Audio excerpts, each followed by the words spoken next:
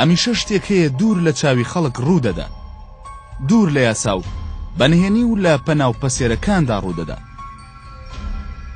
هەواڵی بەپەلەی دۆزینەوەی تەرمێ. چه تەقەی دەکرد؟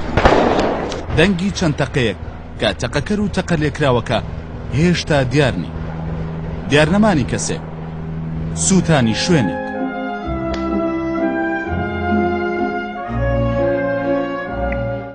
هەموومانە لە شوێنێکی تاریکەوە پلان و نەخشەی بۆدا دەڕێژرێت و لە ڕووناکی یاخود تاریکیدا ڕوودەدەن.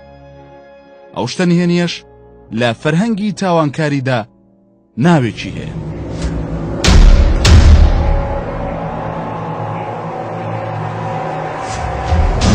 لە مێژووی دوور و دێریندا کوشتنی هابیل لەلایەن قابیلی برایەوە بە یەکەمین تیرۆری سیاسی ناسراوە. بە درێژایی مێژووش لەگەڵ هەستان و کەوتنی نەتەوەکان و ژیارەکانیاندا بەشێک لە ململانی نێوان حکوومەت و دەسەڵاتداران و بەرهەڵسکاران و دژەکانیان بەنهێنی و لە پشت پەردەوە لە ڕێگەی کردداری تیرۆرکردنەوە یەکلایی کراوەتەوە.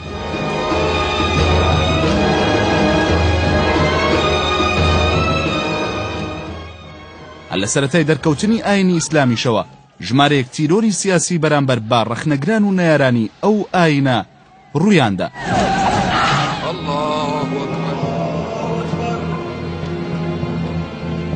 لەوە بەدواوە تیرۆری سیاسی کەسایەتیە باڵاکانی وەک سەرکردەی سەربازی و خەلیفەکانیشی گرتەوە. و یەکەمین جاریش زاراوەی تیرۆر لە ئەدەبی ئەوروپیدا لە ساڵی 1605دا لە شانۆگەری ماکبێسی ویلیەم شکسپیردا بەکار هاتووە.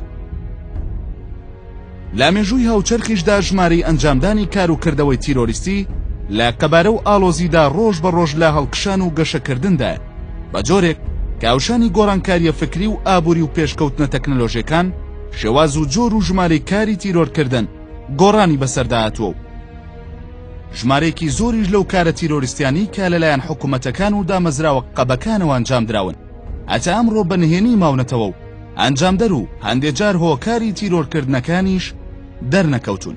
تیرۆری سیاسی مێژینەیەکی زۆر دوور و درێژی هەیە و بەشێکی زۆری دەسەڵاتەکان لە کاتی هەڕەشە یان لە کاتی کە با بڵێن ڕکابەرەکانیان سەر هەڵدەدان یان سەربەرزەکەنەوە و دەرەکەون دەبنە هەڕەشە لە سەربوون و لەسەر دەسەڵاتی خۆیان دەسەڵات هەمیشە پەنادەباتە بەر تیرۆری سیاسی. بەڕاستی لە سیستەمەکانی ئێستا بابتایبەتی لە سیستەمە دیموکراتیەکان ئەم حاڵەتانت بوون تا حاڵەتی زۆر دەگمەن یعنی زۆر نادرە تو حاڵەتی تیرۆری سیاسی بەڵام ئێشتا بەتاکید بنبڕ نەکراوە یعنی ئەگەر ئاماژە بدەین مەتەنەن تیرۆرکردنی ئۆلف پالما تا ئێستا یەکێکە لەو کێسانەیە کە بە شاراوی ماوەنێتەوە بەڵام بەگشتی ئەوانە زۆر حاڵەتی تایبەت و نادرن. لە با بڵێن دەوڵەت و سیستەم حکومڕانیەکانی ڕۆژهەڵاتی ناوین ئەوانە ئەمە بەڕاستی بوونێکی بەردەوامی هەیە. بە درێژایی مێژووی دەوڵەتی عێراق زنجیرەیەک تیرۆری سیاسی ئەنجام دراوە کە سەرکردە و کەسایەتی ناسرا و ڕووناکبیرانی گرتوتەوە و بەشێکی زۆریان لەلایەن گروپ و دام و دەستگای نهێنی و خودی دەسەڵاتدارانی حکوومەتەوە ئەنجام دراوە بەشێکیشیان دەستی وڵاتانی تری تێدا بووە.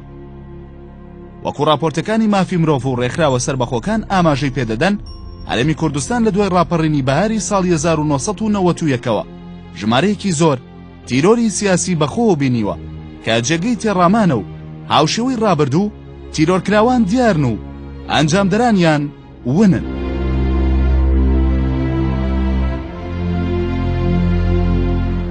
تیرۆر زاراوەیەکە بۆ وەسفکردنی کردداری کوشتن بە شێوەیەکی ڕێکخرا و پلان بۆ داڕێژراو کەسێکی دیاریکراو دەکاتە ئامانج کە لە بواری فکری و سیاسی یان سەربازیدا کاریگەری هەیە و هۆکاری سەرەکی تیرۆرکردنیش زۆربەی کات پێیوەستە بە بیر و باوەڕ یان ئابووریەوە یاخود بە مەبەستی تۆڵەکردنەوەیە و ئەو کەسەشی تێیدا دەکرێتە ئامانج کەسێکی دیاریکراوە کە ڕێکخەرانی کردداری تیرۆرکردنەکە بە ڕێگر و لەمپەر لە نێوان خۆیان و بیر و کار و پرۆژەکانیاندا دایدەنێت.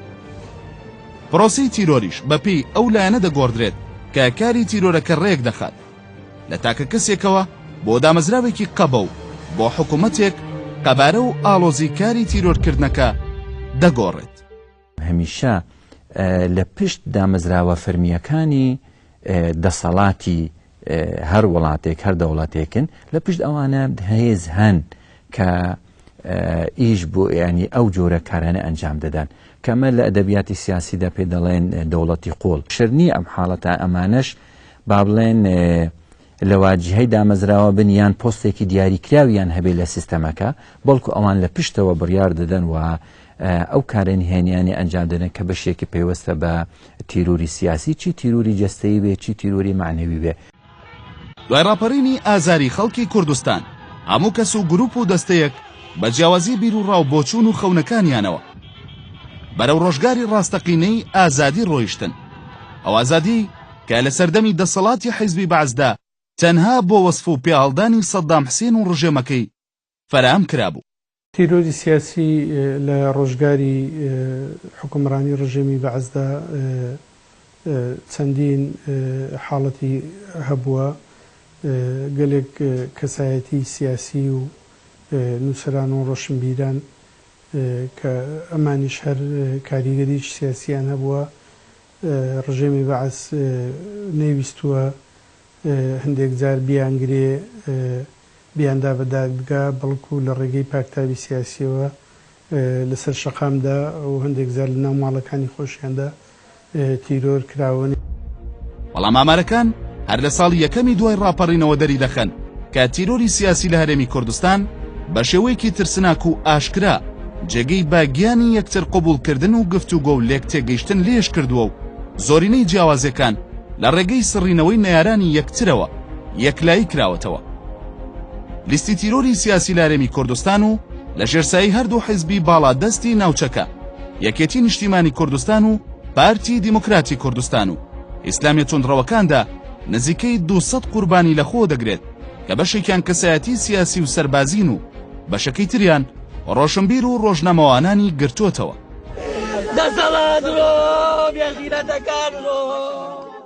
دەکرێ باسی نووسەر و سیاسەتمەدار عەبدولخالق معروف بکەین کە هەم پیاوێکی تەکنیکی لە بواری تەکنۆلۆجیای دروستکردنی ڕادیۆش بووە کە ڕژەمی بەعز گومانی هەمشۆکردنی ناوشۆڕشی لێ کردووە کە کاروباری هونەری سەبارەت بە ڕادیۆ ڕاپەڕێنێ.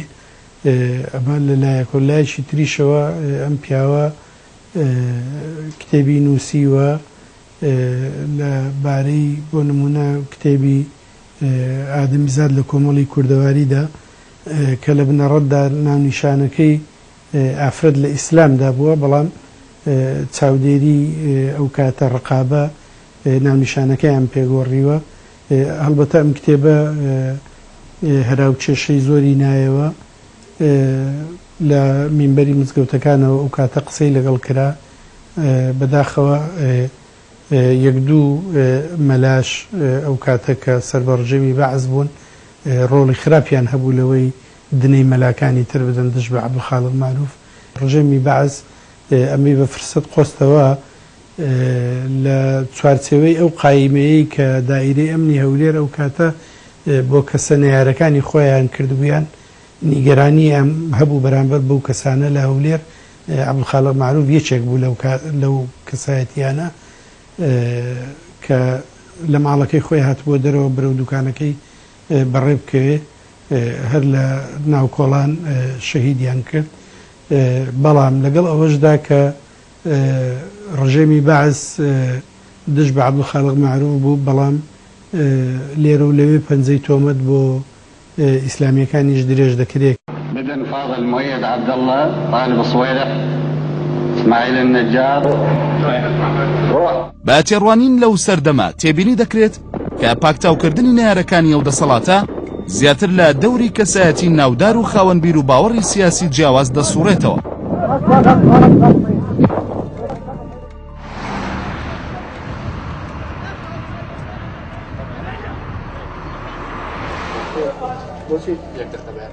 بەڵام بارودۆخی ئازادی و مافەکانی مرۆڤ لە سەردەمی حکومڕانی کوردیدا بە شێوەیەکی دیار ئەو پەیامەی گەیاندە نەیارەکانی کە پێیان بەقەدەر بەڕەکانیان ڕابکێشن. پەرەسەندنی پێشەلکارەکان و زیندان و ئەشکەنجە و تیرۆری سیاسی دەریخست کە دەسەڵاتی نوێش حەزی لە وشەی یاسانیە. لە سەرەتای حوزەیرانی ساڵی 1994دا ڕێکخراوی لێبوردنی نێودەوڵەتی لە بەیاننامەیەکیدا کە ڕووی دەمی لە سەرکردەکانی کوردە دەڵێت.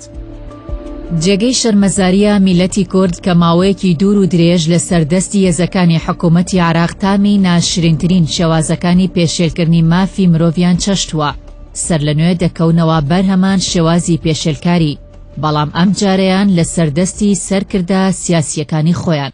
لە دوای ڕاپەڕینەوە تا 95-96 لە کوردستاندا تەنها تیرۆری سیاسی و تیرۆری کەساتی سیاسیەکان زۆر بڵاو بوو و کتێبەکەی ئەمنستی ئینتەرناشنال کە بە ناوی نەقض العهود و انتهاك حقوق الإنسان في كردستان العراق کە ڕەزێکی زۆر وردی ئەم تیرۆرانەی کردووە، حاڵەتانێک کە تێدایە لە زاخۆ دەگرێتەوە تا سلێمانی کە چەندین حاڵەتی تیرۆری سیاسی تێدا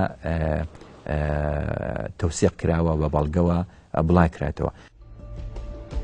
لە ئەیلولی ساڵی 1995دا ڕێکخراوی لێبوردنی نێودەوڵەتی کتێبێکی تایبەتی بە بارودۆخی مافەکانی مرۆڤ لە هەرێمی کوردستان بە زمانی عەرەبی بڵاو کردەوە بە ناوی شکاندنی بەڵێنەکان و بە دەربردنی مافی مرۆڤ لە کوردستان. لەو کتێبەدا کە بەوردی لە شێوازی بەڕێوەبردنی هەرێمی کوردستان دەکۆڵێتەوە بە سەدان کار و کردەوەی ناشرین و نامرۆڤانە و نایاسایی لەسەر هەردوو حیزبی باڵادەست و ڕکابەر و حیزبە ئیسلامیەکان تۆمار کردووە، کاڵدانەوەی لاپەڕەکانی و تەنها بینینی ناونیشانەکان مای ترس و دڵڕاوکێ و نائومێدیەکی گەورە پیشان دەدات لەسەر ئایندەی ئەم دەسەڵاتانە. ئاشکەنجەدانی بەندکراوان و خراپ مامەڵەکردنیان، قوربانیەکان، سزای لە سێدارەدان، ئەنجامدەرانی پێشێلکاریەکانی مافی مرۆڤ و کوشتنی بەئانقەست و نایاسایی، کوشتنی جەنگاوەر و دیل، کوشتنی خۆپیشاندەران، ڕووداوەکانی تیرۆرکردن، کوشتنی بەئانقەست و نایاسایی لە سەردەستی یەکێتی نیشتیمانی کوردستان، کوشتنی بەئانقەست و ناڕەوا و نایاسایی لە سەردەستی بزوتنەوەی ئیسلامی، کوشتنی بەئانقەست و نایاسایی لە سەردەستی پارتی دیموکراتی کوردستان. بەڵامەوەی جێگەی سەرنجە ئەو دام و دەستگایەنە ئەو راپۆرتانە بە هەندوەر ناگرن، بۆیە کاتێک لە پاکتاوکردنی نەیارە سیاسەکانیان بوونەوە ڕووی تفەنگ و چەکە بێدەنگەکانیان کردە نەیارە تازەکانیان ئەویش خەڵکی ناڕازی و قەڵام بەدەستەکانە. لە سەردەمی نوێدا زاراوەی تیرۆر جگە لە کوشتنی جەستەیی لە چوارچێوەیەکی ئەدەبیشدا بەکاردەهێنرێت بۆ وەسفکردنی دۆخێک لە چەوساندنەوە و سەرکوتکردن وەک تیرۆری فکر، تیرۆری پرسێک، تیرۆری نیشتیمان یان ئازادی و کۆمەڵێکی تر لەو گزارشتە خوازراوانە.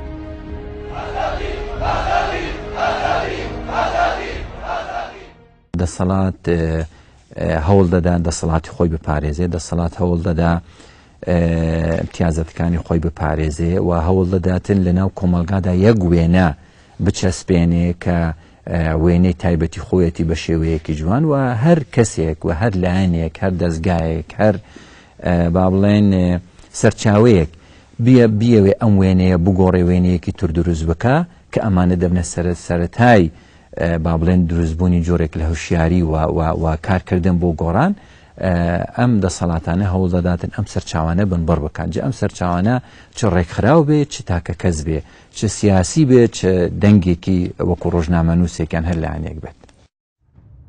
ڕۆژە 17 شوباتی ساڵی 2011 لە زۆربەی ناوچەکانی کوردستان تووڕێی خەڵک تەقیەوە و بۆ ناڕزایی دەربڕین کەوتنە بەردبارانکردنی ئەوانەی بە هۆکاری دواکەوتن و خراپی ژیانیان و گوزەرانی خۆیانیان دەزانن، بەڵام پارێزەرانی ئەو دەسەڵاتە وەکەوەی کارێکی سادی ڕۆژانە ئەنجام بدەن خۆپیشاندەرانیان گۆل لە باران کرد.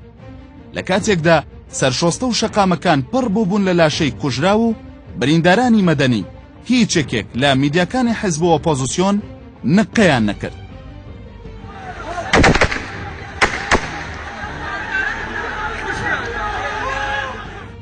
تەنها کەناڵێکی تازە دامەزراوی ئەهلی کە کەناڵی NRTە دەستی کرد بە گواستنەوەی کتومەتی ئەو قەسابخانەیە. یەکەمین کەناڵی ئاسمانی ئەهلی هەواڵیە. ئەم شەو وەک پەخشی ئەزموونی بۆ ماوەی 2 ساعت پەخشی ڕووداوەکانی ئەمڕۆی هەرێمی کوردستان دەکەین. بەڵام دوای 72 سەعات ئەو کەناڵەش سووتێنرا. لایەنە سیاسەکان لەگەڵ دروستبوونیان چ تیرۆری جەستەی چ تیرۆری معنەوی ینی ئەگەر زۆر دوور نەڕۆن لە شۆڕەشی ئەیلولەوە بوونی هەبووە بۆیە کەڕاپەڕین دروست بوو و دەسەڵاتەکان فراوان بوون و شارەکان کەوتنە بەردەستی حیزبەکانی بەرەی کوردستانی بێگومان جارێکی تر ئەو ململانەیە و ئەم تیرۆرە جارێکی تر بوو چەسپاندنی نفوزی خۆیان هەرێک لە مەنتەقەی خۆی بوو بێدەنگکردنی دەنگە ناڕازیەکان بوو بێدەنگکردنی دەنگە جیاوازەکان تیرۆری سیاسی دیسان هەر لە دوای ڕاپەڕینەوە ینی ماوەیەکی زۆری نەبێت تا تیرۆری سیاسی لە کوردستاندا با بڵێن لەلایەن هێزە دەسەڵاتدارەکانەوە پەیڕەو کرا.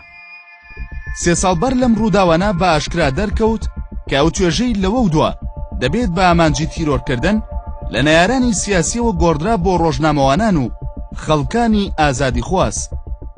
دوای ڕاپەڕینەوە ململانی سەرەکی لە نێوان هێزە سیاسیەکان بوو و ئەوانەی کە کاریگەر بوون لەسەر ساحەی سیاسی بەڕاستی کەساتیە سیاسیەکان بوون نەک ڕۆژنامەگەری چونکە لەبەر ئەوەی ئەو کاتە ڕۆژنامەگەری تەنها ڕۆژنامەگەری حزبی هەبوو ڕۆژنامەگەریەک لە دەرەوەی حزب نەبووە بۆیە ینی ئەو کاتە با بڵێن ڕۆژنامەگەریش بەشێک بوو لە ململانی سیاسیەکە بۆیە لە قۆناغی لە دوای ڕاپەڕینەوە دەتوانم بڵێم تا ماوەیەکی درێژ تا نزیکی ساڵی 2000ش دیاردەی تیرۆرکردنی ڕۆژنامەنووس لە کوردستاندا نەبووە بەڵام دیاردەی تیرۆری کەسایەتی سیاسی ئەگەرچی بەشێکیان لەوانەیە لە بوارە ڕاگەاندنیشدا کاریان کردبێ بەڵام تیرۆرەکە ئامانجێکی سیاسی هەبوو و بوو کەسی سیاسی بووە بۆیە لە قۆناغی پێم وایە لە ساڵی 2000 بەدواوە قۆناغی تیرۆری ڕۆژنامەنووسان ئەویش دیسان بە دوو ئاڕاستە تیرۆری جەستەیی و تیرۆری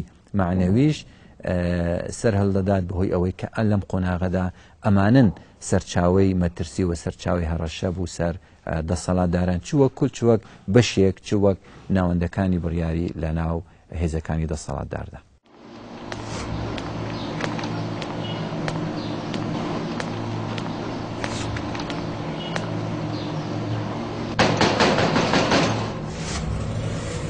ڕۆژی 21 تەموزی ساڵی 2008 ڕۆژنامەنووس سۆرانی مامەحەمە لە ماڵەکەی خۆیدا لە شاری کەرکووک تیرۆر کرا.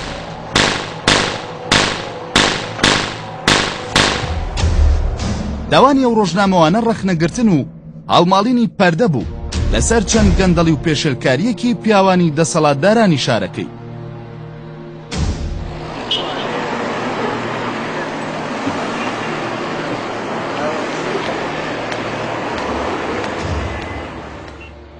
لەمەوبەیانێکی ڕۆژی 4 ئایاری ساڵی 2010 سەردەش عوسمان ڕۆژنامەنووس و خوێنکاری زانکۆ کە پێی وابوو بە نووسین و ڕەخنەگرتن دەتوانێت ئەم دەسەڵاتە بدوێنێت و بیهێنێتە سەر مێزی گفتوگۆ لەسەر شەقامێکی هەولێر فڕێندرا و دوای ماوەیەک تەرمەکەی لە سەر لێواری شۆستەیەک لە شاری مووسڵ دۆزرایەوە.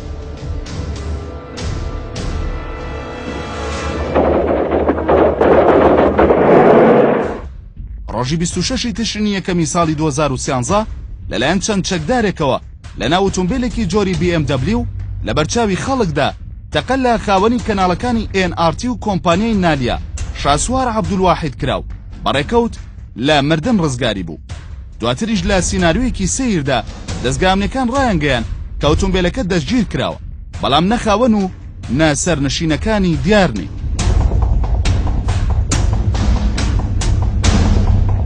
ڕشەی کوشتن و جنێوی بەخانەوە دەکەم داوە. ڕۆژی 5 کانونی یەکەمی ساڵی 2013 ڕۆژنامەنووس کاوە گەرمیانی لەلایەن چەند چەکدارێکەوە لە بەرچاوی خێزانەکەیدا تیرۆر کرا. دوای دەستگیرکردنی تۆمەتبارانی ڕووداوەکە و کێشمەکێشمی دادگا و دەستگا ئەمنیەکان ڕێگەی دوور و درێژی ئەم چیرۆکەش گەیشتەوە بە هەمان کۆڵانی بنبەست. سەرڕاوی لە زۆرینەی ئەو ڕووداوانەدا بەڵگەی وەکو باشماوەی خوێن و تۆماری دەنگ و ڤیدیۆ وێنە هەیە و ناوی بکەران و لایەنەکانیان و شوێنی کارەکانیان داوای یاساییان لەسەر تۆمار کراوە و دادگاش فەرمانی دەستگیرکردنی تۆمەتبارانی لە زۆربەی ئەو ڕووداوانەدا دەرکردووە. بەڵام بەشێک لەو کەیسانە هیچ کەسێکی لەسەر دەستگیر نەکراوە، هەندێکیشیان داخراون و چارەنووسی ئەو ڕووداوانەش بە نادیاری هێڵدراوەتەوە.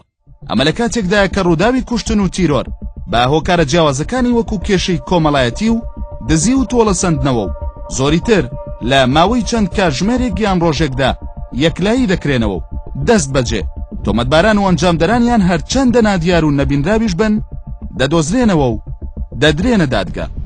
لە کەمترین ماوەداواتە کەمترین لە 4 کاتژمێر توانیمان بکوشی ئەو تاوانە ئاشکرا بکەینەوە بە کوشەکەشی دەستگیر بکەین. دوای چەند ڕۆژێک لە کوشتنی پاسەوانەکەی کۆمەڵی ئیسلامی لە شاری هەولێر پۆلیسی هەولێر ڕایگەیاند ئەو کەسانەی تۆمەتبارن لە ڕووداوەکە دانیان بە تاوانەکەیان داناوە. هیچ مۆرکێکی سیاسی پێوە نییە و هیچ لایەنێکی سیاسی لە پشت ئەو ڕووداوە نینە. لە نێوان ڕووداوەکانی تیرۆرکردنی ڕۆژنامەنووساندا و هەتا ساڵی 2014 چەندین ڕووداوی هاوشێوە و تەمە مژاوی ڕوویان داوە.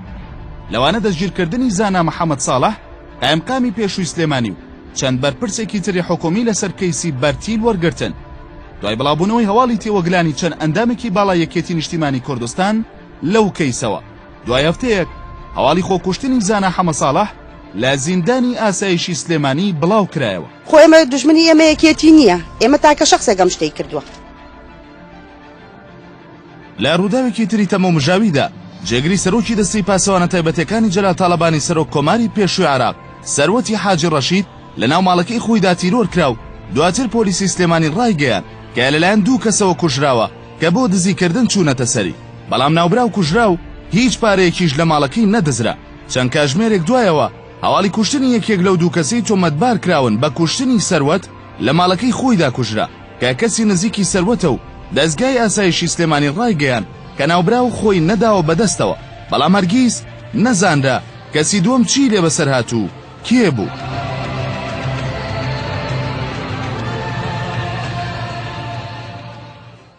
بەر لە ڕوخانی ڕژێمی سەدام حوسێن کە لە بەغدا مەلازمی ڕۆژبەیانی کە لە نێو ماڵەکەی خۆیدا شەهید کرا چەکدار نەچوونەتە سەری.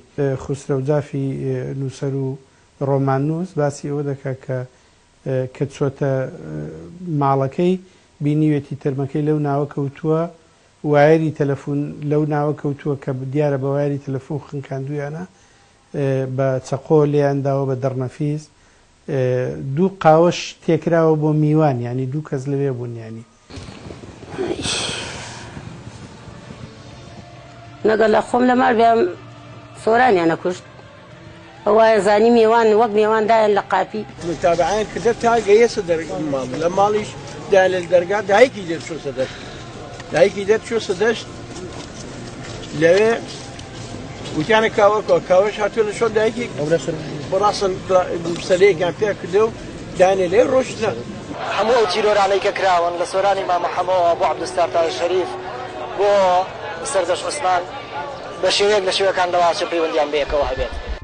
مێژووی حکومڕانی 23 ساڵی هەرێمی کوردستان خاڵیە لە وەڵام و پڕێتی لە پرسیار.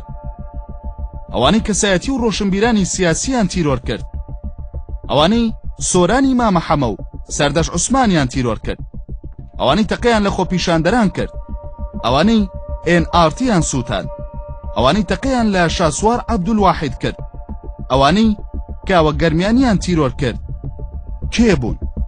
پرسیارێکی دیکەش ئەوەیە ئەوانەی تۆمەتباران و بکوژان و تیرۆریستان ناگرن و لێیان ناپرسنەوە یاخود سزایان نادەن و ئازادیان دەکەن کێن؟ هەر تیرورێکی سیاسی کە ئەنجامدەرەکانی نەگیرێن و بە دادگایی نەکرێن ئەوە بەدڵنیاییەوە دەستێکی دەسەڵاتی لە پشتە، نەک تەنها لەو تیرۆرانێک کە لە چەند ساڵی ڕابردوودا ئەنجام دراون. یعنی لە هەموو تیرۆری سیاسی حاڵەتێک نەبووە ئەنجامدەرانی درابێنە دادگا و دادگایی کرابن و ڕاستیەکان کەشف بوو بن. ینی لە هەندێک حاڵات کەسەکانی گیراون بەڵام دوایتر ئازاد کراون بەڕاستی، لە هەندێک حاڵات کەسەکان دیارن و بەڵام ناگیرێن. یاساشکێنی و پێشێلکاری مافی مرۆڤ بەردەوامە.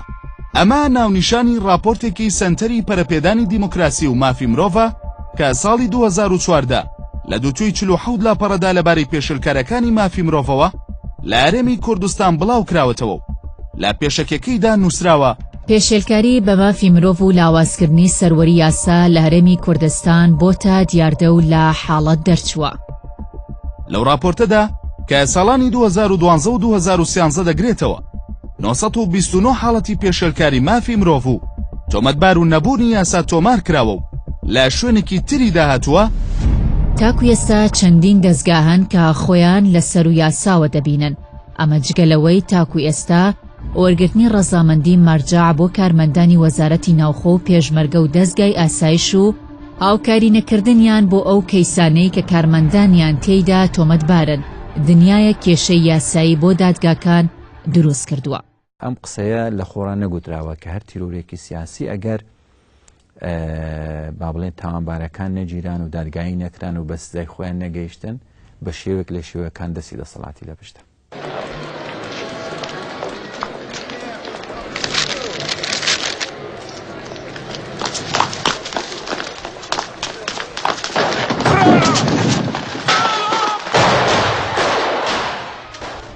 ئەگەر مێژوو شتێکی ڕوونی لەبارەی تیرۆری سیاسی و فێری مرۆڤ کردبێت ئەوەی کە زۆربەی ئەو کەسانی لە مێژوودا تیرۆر کراون کەسانی ئازا و ئازادی خواز بوون و دواتر بوون بە سمبولی وڵاتەکانی خۆیان و بەشێک لە جیهان. هەموو بکوژ و دیکتاتۆرەکانیش کەسانی ترسنۆک و سەرکوتکەر بوون و دوجار یان خۆیان لەناو بردووە یان لەلایەن میلەتانی خۆیانەوە سزا دراون یاخود لە سێدارە دراون.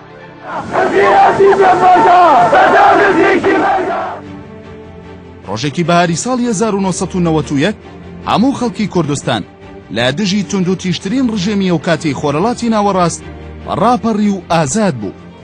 ڕێز و پشتگیری و متمانی خۆی بۆ دەسەڵات و حکوومەتی خۆی بەخشی، بەڵام لە بەرامبەردا سەرڕای بەهادەربردن و دزین و شاردنەوەی سەروەت و سامانی وڵاتەکەی دەسەڵاتدارانی ئەم هەرێمە بە پێشێلکردنی مافەکانیان خەڵکیان بردەوە سەر ئەو دووڕیانەی جارێکی تر لە نێوان خۆیان و دەسەڵاتی هاوزماندا هەڵبژاردن بکەنەوە. ئەوەش بە خۆپیشاندان و سەرکوتکردن دەستی پێکردو. ئێستاش گەیشتووە بە نیشاندانی جۆرێکی تر لە ڕێز و ستایشی خەڵک بۆ حکوومەت و دەسەڵاتەکانی. ئەگەر بەو جۆرە بەردەوام بێت کە راپۆرتەکانی مافی مرۆڤ ساڵانە دەیخەنە ڕوو، ڕەنگە وەک بیرمەندێکی چینی دەڵێت کەسی تونند و تیژ بە تونند و تیژی کۆتایی پێبێت.